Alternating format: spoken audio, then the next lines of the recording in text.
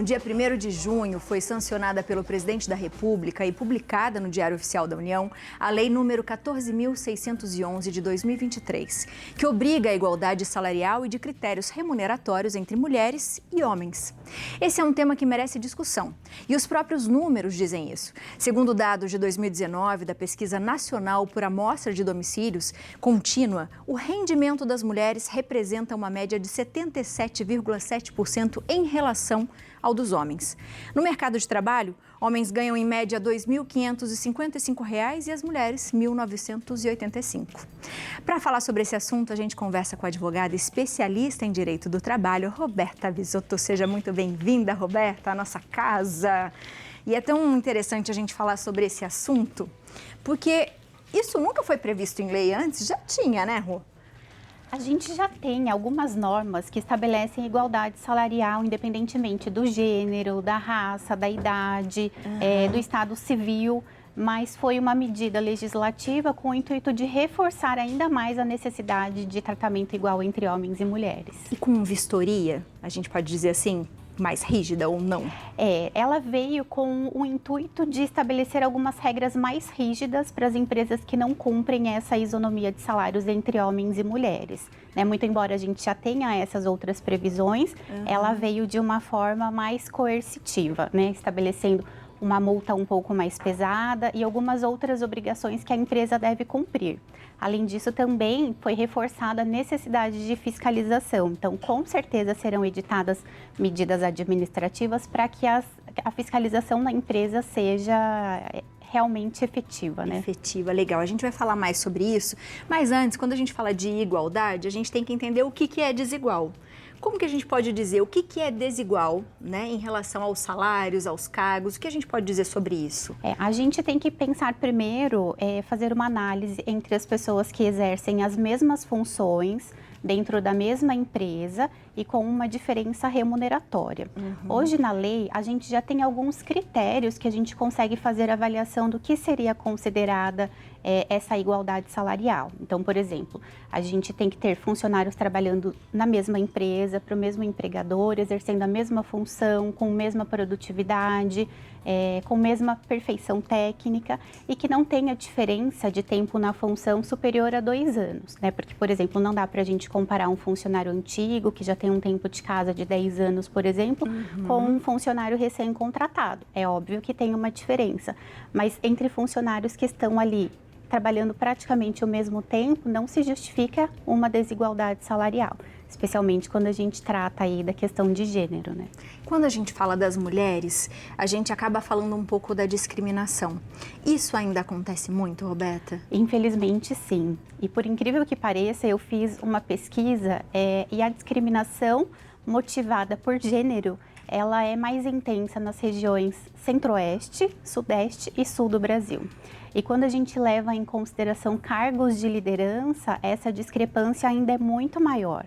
Muito embora a gente ainda tenha mulheres que ocupam cargos de liderança, mesmo nessas situações elas ainda acabam recebendo menos do que os homens, em média 30% a menos. Eu vi também uma pesquisa que foi feita pela Confederação Nacional da Indústria, e que ali na região das indústrias do Brasil, apurou-se que apenas 29% de mulheres ocupam cargos de liderança da indústria. Então, assim, é nítida a discrepância que temos aí entre homens e mulheres, incluindo cargos de liderança. Quando a gente fala em igualdade, a gente também pode falar disso, de igualdade de oportunidades, por exemplo, Quando, sei lá, uma empresa vai abrir um cargo para direção, geralmente a gente sabe que é predominantemente masculina, mas quando a gente fala de igualdade, essa igualdade também pode ser comparada a isso? Mas as mulheres não têm oportunidade de se candidatar, por exemplo? Eu acho que sim, está relacionado a isso. Mas eu acho que essa questão é muito cultural, Abiane? Então, essa lei nova que foi editada em julho, ela traz critérios para que as próprias empresas implementem políticas internas de equiparação entre homens e mulheres e ofereçam oportunidades, além de qualificação para cargos, inclusive para cargos de liderança. Então, é um ponto positivo para as mulheres que têm a oportunidade aí de ganhar mais espaço no mercado de trabalho e uma igualdade em comparação com os homens. Com certeza. Léo tem uma perguntinha para a gente, vamos lá. Doutora, a partir do momento que a lei foi sancionada, o que o empregado precisa fazer? Ele precisa ir atrás do seu RH? Ele precisa esperar o seu empregador vir atrás dele? Qual que é a ação que o empregado precisa fazer neste caso? Bom, Léo, o empregado ele pode se socorrer do RH, mas é muito difícil que a empresa implemente essa alteração de uma forma administrativa. Então, a minha recomendação é que, se for constatada essa irregularidade, o empregado ele busque canais de denúncia, como, por exemplo, o Ministério do Trabalho ou o próprio sindicato, para que tenha essa intervenção inicial e, não havendo a resolução do problema, esse empregado ele pode buscar a Justiça do Trabalho a fim de ter reconhecida essa correção salarial, esse reajuste salarial e até mesmo uma rescisão do contrato, né? Então, existem várias possibilidades que o empregado pode adotar nesse caso de discriminação e de não resolução pela empresa. E é possível, por exemplo, a gente existe a forma de denúncia anônima, por exemplo? Aí existe uma empresa e as pessoas sabem que isso acontece naquela empresa e é feita uma denúncia anônima. Ou ela tem que ser feita uma denúncia com base em vários dados e a pessoa tem que se apresentar, por exemplo? Tudo depende do canal de denúncias que essa pessoa vai procurar, né? Se for um canal de denúncias da própria empresa, tem que atender os requisitos que a empresa disponibiliza. Mas não necessariamente o empregado está vinculado só ao canal de denúncias da empresa. Ele pode solicitar, por exemplo, uma intervenção no Ministério do Trabalho, ele ir na fiscalização, fazer uma denúncia anônima para que o fiscal vá fazer a apuração dessa denúncia e se de fato isso está acontecendo. E uma coisa interessante que eu me recordei em relação a essa nova lei é que ela estabelece que no caso de empresas com mais de 100 funcionários, é obrigatório que haja uma publicidade, né, dos dados salariais para que os próprios empregados possam ir acompanhando ali se não tem uma discrepância salarial entre pessoas que ocupam o mesmo cargo. Seria um relatório transparente, por exemplo, doutora? Deveria ser, né? Deveria. Mas não constam dados, né? Não é possível individualizar as pessoas, mas é um relatório em que é possível constatar, por exemplo, quantas pessoas exercem determinada função e qual é o salário pago para cada uma dessas pessoas. E aí, nesse relatório, por exemplo, se ele deveria ser transparente para todas as pessoas que trabalham ali, se existia alguma diferença, aí sim chamaria, de repente, o Ministério Público. Ele que vem para fiscalizar, doutora? Como funciona? Vai um auditor fiscal do trabalho, que é um representante da autoridade, que vai lá, solicita os dados, ele pode conversar com os funcionários e fazer essa apuração de diferença salarial, sim. Caso seja comprovado, o que as pessoas têm direito, ou no caso, o que a mulher tem direito? Tá. Bom, se for comprovado através de uma fiscalização, essa empresa ela vai ser autuada, ela vai receber uma multa e essa multa pode chegar a 10 vezes o valor do salário do empregado discriminado. E em caso de reincidência, essa multa pode ser dobrada. E para o empregado prejudicado, ele pode solicitar as diferenças salariais, levando em consideração o valor do salário desse paradigma, dessa pessoa que é melhor remunerada. Ela também pode solicitar uma indenização por danos morais em razão de ter sido discriminada pelo seu gênero.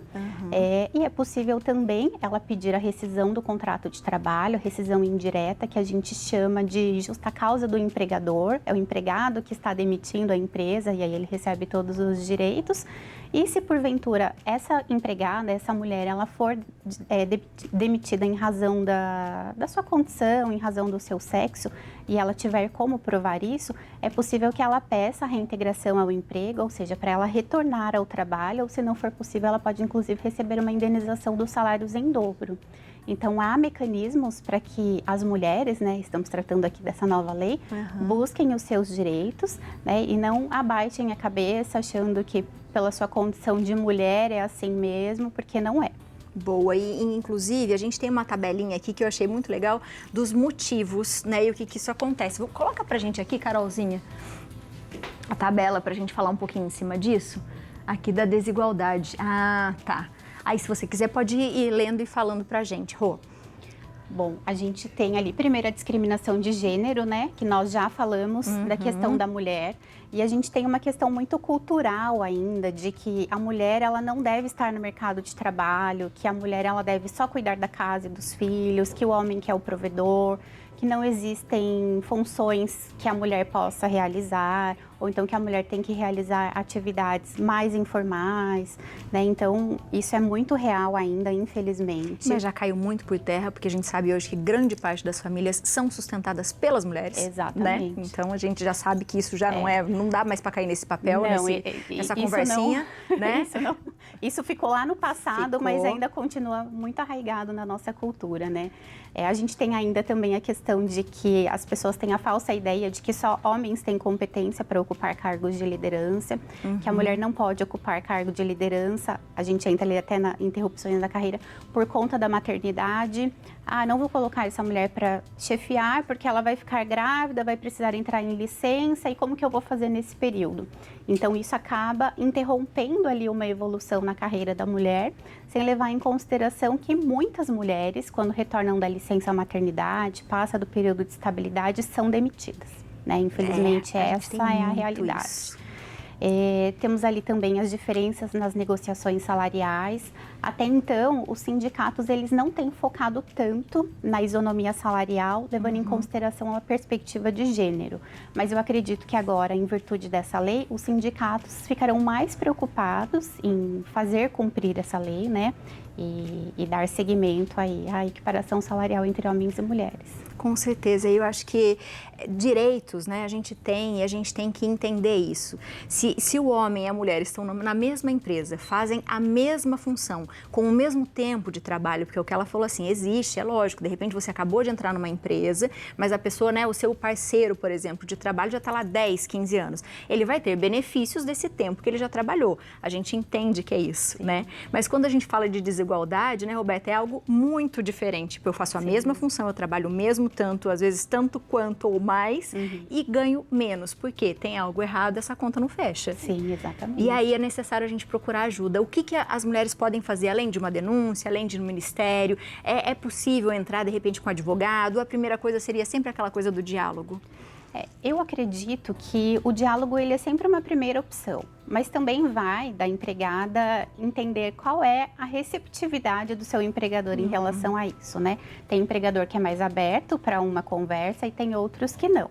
Então, não tendo êxito num diálogo, a recomendação é procurar um advogado especializado na área de direito do trabalho para que possa auxiliá-lo, né, na análise do direito, para verificar se realmente preenche todos os requisitos para uma equiparação salarial e buscar os direitos na justiça. Em relação ao relatório, que é uma das funções da empresa, por exemplo, que empresas que têm mais de 100 funcionários, é possível os empregadores solicitarem esse tipo de relatório? De quanto em quanto tempo ele deve ser feito? Esse relatório ele deve ser apresentado publicamente aos empregados a cada 6 meses. Então, é obrigatório. E aí, se eles não cumprirem, os empregados podem fazer uma denúncia no Ministério do Trabalho, no sindicato, para que haja uma fiscalização e, consequentemente, seja aplicada uma multa à empresa que está descumprindo a lei. Muito bom. Muito interessante isso, né? Eu Sim. acho que é uma forma de renovar a Constituição, né? Porque é o que você falou, já existiam alguns direitos, mas eles não eram tão claros. E eu acho que a pena também não era tão grande. Eu acho que hoje vai mexer bastante no bolso, 10 vezes o salário, quer dizer, isso já vai ser pesado. E se continuar 2 vezes isso, então é necessário atenção. E você, mulher, que tem o seu direito aí, aproveite para pesquisar um pouco mais sobre isso, né? Sim, exatamente. Seja sempre muito bem-vinda à nossa Muito casa. obrigada. Eu estava com saudades de você. Eu também. Volte mais vezes, você de casa, se tem dúvidas trabalhistas, aproveita para entrar em contato com ela. O Instagram e o Facebook é Roberta Visoto Advocacia e o telefone é o 12 99 677 7010. Beijos para você. Beijo. Obrigada. Viu? Muito bom, minha gente. É o que a gente fala sempre, né?